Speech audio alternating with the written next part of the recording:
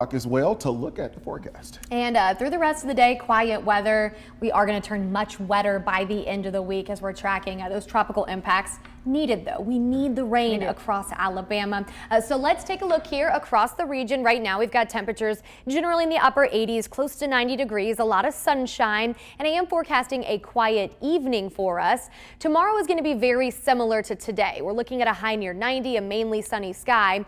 Clouds building in on Wednesday, and we do start to see some tropical rain as well. Temperatures holding in the mid 80s. We really start to feel the impacts by Thursday, but I quickly wanted to break down Wednesday for you.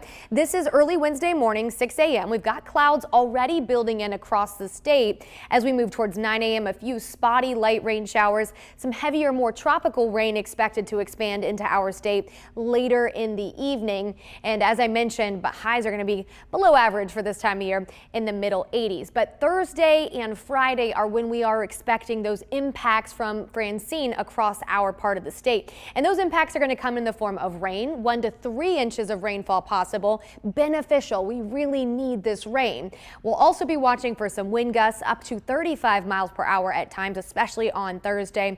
In addition to that, the risk of a few isolated tornadoes as that system moves farther inland. We will have to watch every time we have a landfalling tropical system. We do have to watch that low end tornado potential. Now we're going to send it over to Chief Meteorologist Jason Simpson for a more detailed look at our tropical impacts here. Yeah, and here's where Francine is right now. It's east of Mexico's coast. You can see Corpus Christi way up at the top of the screen there. Movement is toward the north-northwest at only about 7 miles per hour. And you look at the last few frames here.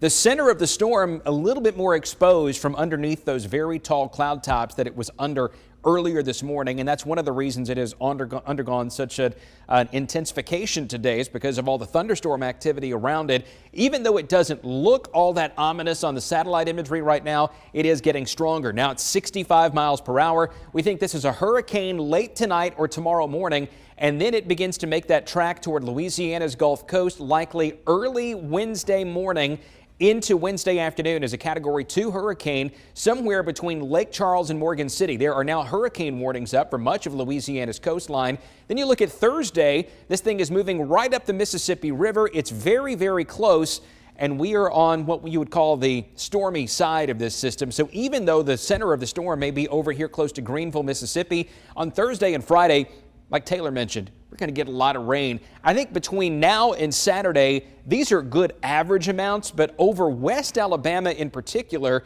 communities like, say, Tuscaloosa County, Fayette County, Lamar County, Pickens County, Greene County, some of these areas where you see the higher numbers, we very well could be talking about rainfall amounts in excess of 3 or maybe 4 inches. So widespread rain Thursday and Friday, gusty winds, 35 to 45 miles per hour. Flash flooding could be an issue for some of us, and then there is that threat that some storms could produce tornadoes. We'll keep track of all this and look at it hour by hour in the forecast coming up in just a few moments.